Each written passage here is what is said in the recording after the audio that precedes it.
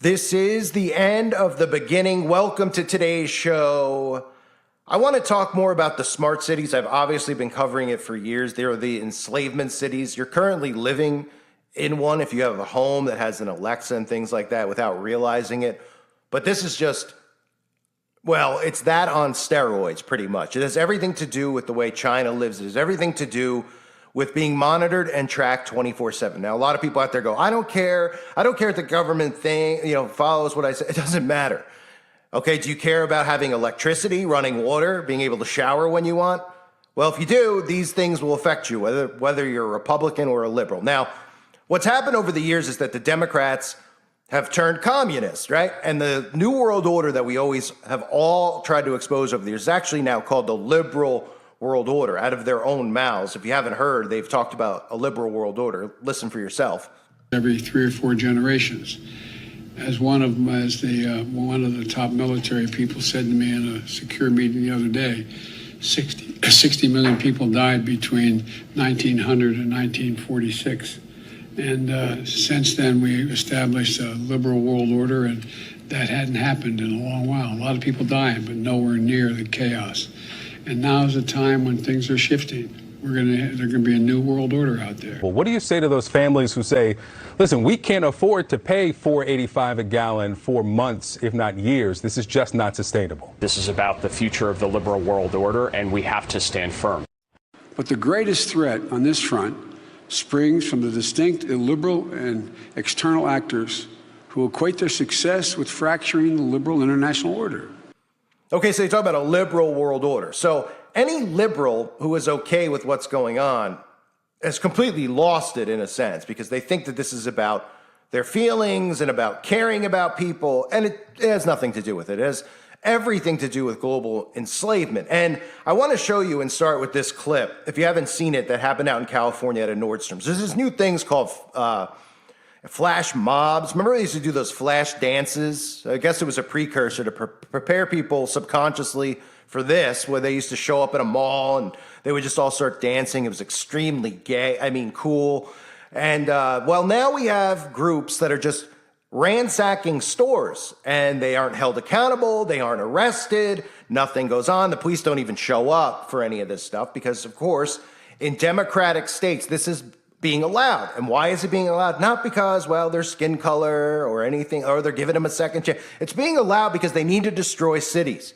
They have to destroy cities to bring in smart cities. They can't just transform it, with the infrastructure that's in place. So take a look at what happened in California. Look at this horror show. Developing news out of Canoga Park tonight after a flash mob of thieves smashed display cases and stole thousands of dollars in merchandise from Nordstrom's. And, of course, all of it was caught on camera. KTLA's Jennifer McGraw live at the Westfield Mall in Canoga Park with the details on that. Jen? Sandy and Rick, this was a Saturday afternoon. The mall was packed. Tons of employees, obviously, and shoppers in the store. And that's when I'm told by police that more than 30 people rushed into the store and started ripping apart displays. And, of course, he was caught on camera. Another flash mob robbery, this one erupting at the Nordstrom department store as more than a dozen people, masked and hooded, were seen stealing high-end handbags. Some even dragging purses chained to the display case nearly out the door.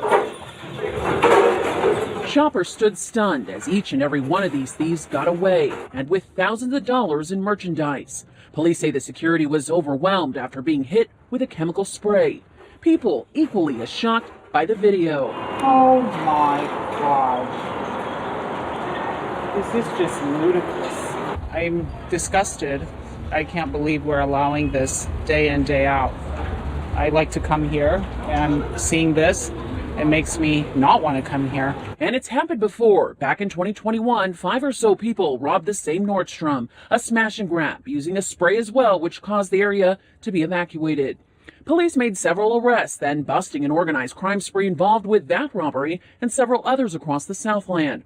While many got away with thousands of loot this weekend, the investigation continues. But either way, shoppers say they're frustrated and more should be done to crack down on these crimes. But it's happening everywhere. It's just really, really shameful that we're allowing this as a society and as a country and our state. We need to do something. Mayor Karen Bass also issuing a statement tonight saying these crimes will not be tolerated and these people who did this should be held accountable. Also, LAPD is saying that those thieves took off with $60,000 to $100,000 this afternoon. So that's just a day in California these days, right? Whether it's San Francisco or wherever else. Now, one of the things that we're seeing to bring in smart cities is obviously what we just saw in Maui, right? They could take that approach, or they could just burn the town to the ground because it's not working when they're trying to price out small business owners, which is what they've tried to do, or buy them out. They tried to buy them out. They tried to price them out, whether it's inflation or taxes, et cetera, and the people wouldn't go anywhere. Well, they had blueprints and plans for what they want to put in there, so they used a different method, right? And they don't care about your life. People out there are like, they would never do that. They couldn't care less. They look at you no different than the way you look at eating a hamburger, okay, or eating a steak. You're sitting there, you're crying over the cow. Okay, they look at us even less than that, even if you're praying over your food and you're appreciative of it. They're not appreciative of us. They'll fry us out as fast as possible. So that's one of the methods they use. The other method to bring in the smart cities that people don't understand is what you're seeing now. And here's a compilation. They're going to not only, do things like that. There's a bunch of things that they're doing, right? They're allowing crime to run amok, number one.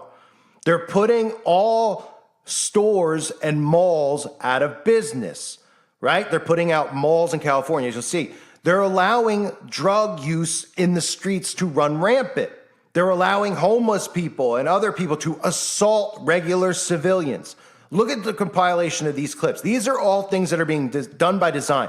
San Francisco used to be one of the richest cities, okay? It's not a coincidence that all of a sudden San Francisco is a cesspool. Oh my goodness, San Francisco, have you been, some people out there have been to San Francisco, like in the last 10 years before this stuff happened, let's say 10 years ago? Look, nothing like this. It was a city under control, in order. Now you could take the packing of the fudge aside. Other than that, it's a pretty nice and clean city. But look at all these things I'm going to show you here. These are all the subliminal things that they're doing, and deliberate things, I should say. They're not subliminal, but if you think about what they're doing and trying to do and put it into perspective, you'll start to understand that it isn't them just going, oh man, we need, the liberals aren't focusing in on the cities. They're deliberately allowing it to happen. And not because they want crime rates up and all this stuff. It's because they want to destroy the infrastructure of the cities so that they can demolish the cities and rebuild the cities. And they need to run out the small business owners. They need to run out the brick and mortars. They need to run everybody out. They need to run out people who are, have money, who live there, who are afraid to stay there. Everybody has to be run out. So this is what it looks like now. New at 7, people who work at San Francisco's federal building at 7th and Mission are reportedly being advised to work from home because of concerns about crime.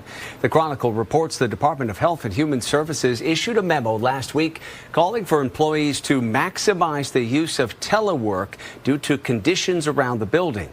Former House Speaker Nancy Pelosi has also reportedly expressed safety concerns about her staff who work there. The plaza has been known for years as a place where drug use and drug sales are common. Once a crown jewel for retail shopping, tonight the Westfield San Francisco Center is pulling the plug on its famed downtown mall. The stunning decision to walk away comes as the city struggles with homelessness, an open-air drug market, and the perception of crime. In a statement, Westfield says, given the challenging operating conditions in downtown San Francisco, which have led to declines in sales, occupancy, and foot traffic, we have made the difficult decision to transfer management. I don't come to San Francisco anymore, let's put it that way. It's scary. As other cities like Chicago and Portland deal with major retail closures, the mall's demise in San Francisco comes just weeks after Nordstrom announced its exit from the city center.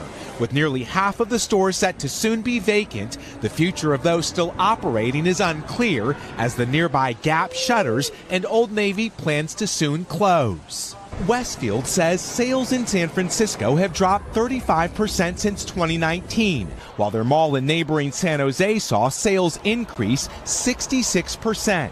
City officials say remote work and a decline in tourism have changed the dynamic here. And while statistics show robberies have increased so far this year, other serious crimes are flat or down. Though recent crime numbers here are mixed, the image of San Francisco has changed, especially as the city deals with the lack of police officers. Right now, San Francisco is dealing with a level of drug addiction and drug-driven retail theft and problems with street conditions, and we've got to get our arms around that.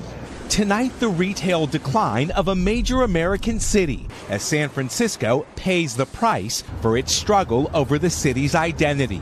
Miguel Almaguer, NBC News, San Francisco.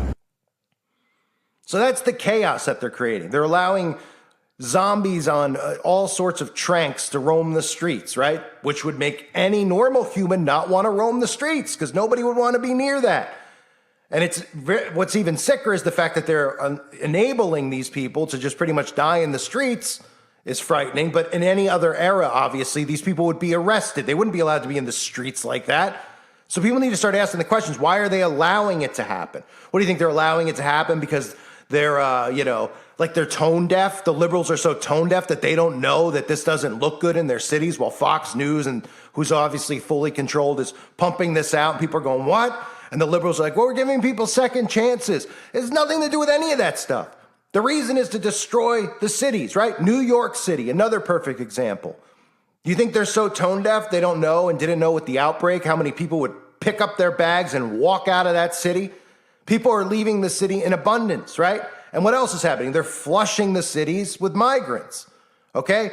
And they're putting all the businesses out of business. They're putting all the people in the middle class. They're making them leave these places. There's specific cities that are going to be the beginning of the smart cities. They're the obvious ones: Chicago, New York, Los Angeles, San Francisco, Portland, Oregon, right? These are probably the most liberal places in North America. Do you think and Hawaii is one of the most liberal places too in America? It's one of the most liberal voting places, or at least liberal, the majority of people there are liberal. Well, where else were they going to do it? Were they going to do it in Honolulu? Well, they probably will.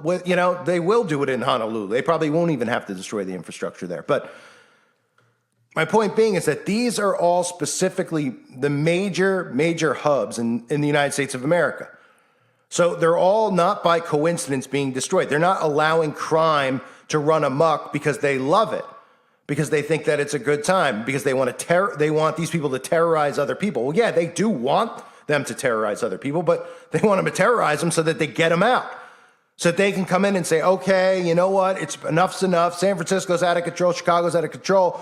We need to do something about it. All the civilians are already gone. All the business owners have already ran. So now we can come in with a bulldozer. We could round up all these people who think that they're going to get away with crimes. Of course, they're not. A lot of these kids, specifically at that Nordstrom's you saw earlier, obviously is like Antifa or whatever. These are, the government is behind a lot of these things, obviously. These people are, look like professional criminals. If you put any of these, Gen Z kids in there in a situation where they can go and rob a store, they probably wouldn't even know where to walk. They probably wouldn't even be able to do it, especially so quickly, because they'd be distracted by their phones. So you can tell that these are all obviously controlled by the government, and then, of course, conveniently filmed so we could all see it.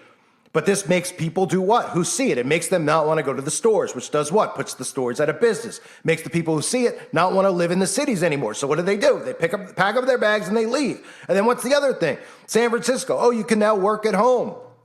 Government officials are so scared to go to work that they don't even want to, to leave their home, that they want them to work from home, right? And again, inside of smart cities, you will work from home. Your office is in your home. You live in a studio apartment. You put a little cubicle in there. That's your office. That's your sleeping space. That's where you drop a deuce. That's how it's going to work. You're going to have a 600-foot, it's no different than a cell.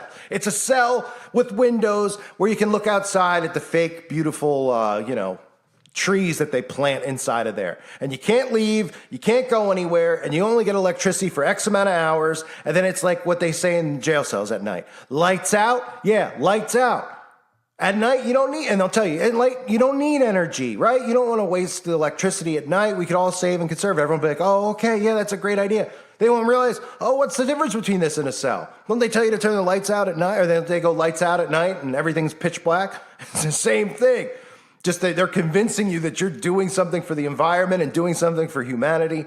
It's unbelievable. It's just a massive psychological operation.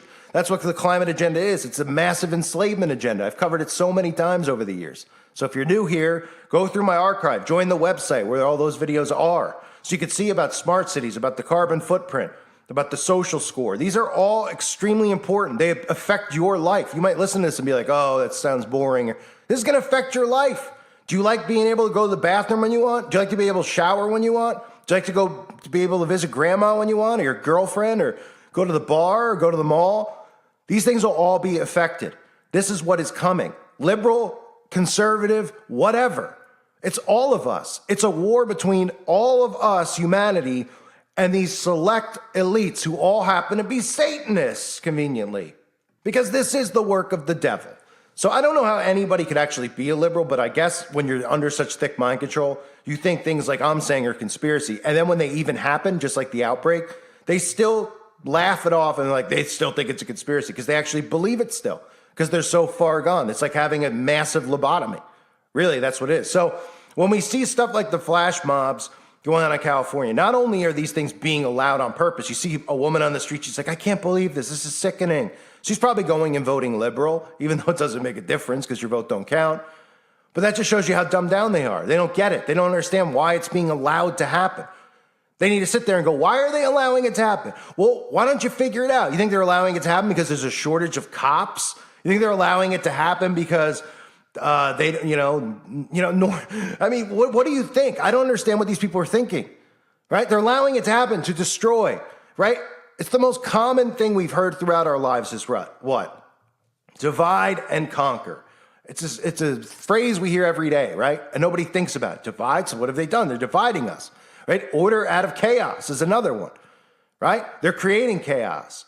So to get these smart cities implemented in these states, in these cities, I should say, this is one of the methods they're going to use. They're not just going to convert a city as is, like a cesspool like New York, which, let's be real, has become has always kind of been a bit of a cesspool. This coming from an East Coaster, growing up at least on the East Coast. New York, these places, what do you think they're going to do? Just go put a smart meter in? You know, there's not going to be small businesses in the New World Order, in the smart cities. So they're going to make it so that these people cannot stay. They're going to zone them out. They're going to price them out. They're going to cut their businesses out because they're going to make sure people aren't on the streets anymore. All right? That's part of the outbreak that just occurred. I mean, there's many agendas tied into that. It's very easy to see. So this is the tactic that they're using, and people need to understand why they're doing it. Okay? It's not just about Maui with the fires. There's different ways that they do it.